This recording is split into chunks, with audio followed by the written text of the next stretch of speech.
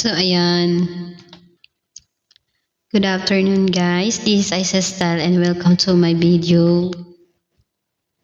So, ayan. Dahil wala tayong boya, wala tayong pambili ng boya. So, ito yung gamit natin. At the same time, ayan, nabibideo natin yung sarili natin. So, by the way, guys, matagal na tong gamit ko. Pinunggal ko, inabat ko, ginamit ko. Ayan.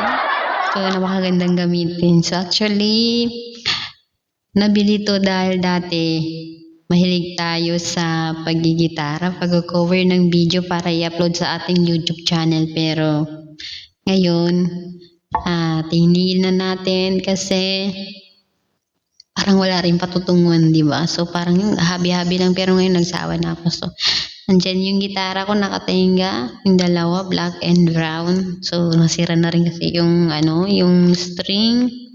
So, balak ko na rin siyang ibenta. Yes.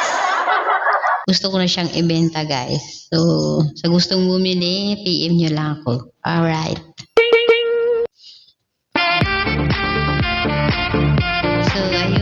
Para na akong DJ dito. So, actually, napakaganda talaga nitong gamitin kasi parang nalilibang ka. So, kahit hindi mo masyado lakasan yung boses ko,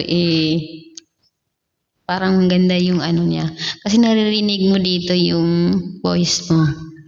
So, ito pala yung napakagandang gamitin. So, meron tong paiba-iba ng voice. May MC, may pro, may pop, may karaoke. Pwede kang kumanta dito. Actually, ito yung ginagamit ng mga yung mahilig kumanta.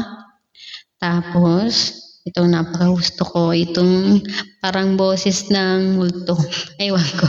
Basta iba yung boses. Boses lalaki. Ayan. Okay. Voice. So, try natin. So, parang ganito, guys. So, ladies and gentlemen, the most awaited moment.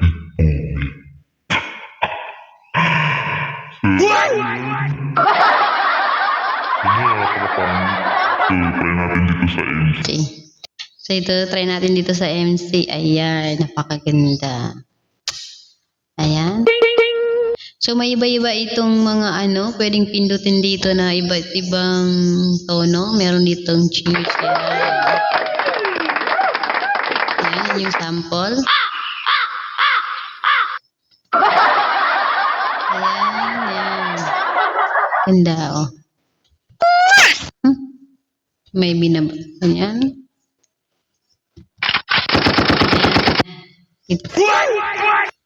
Ayan.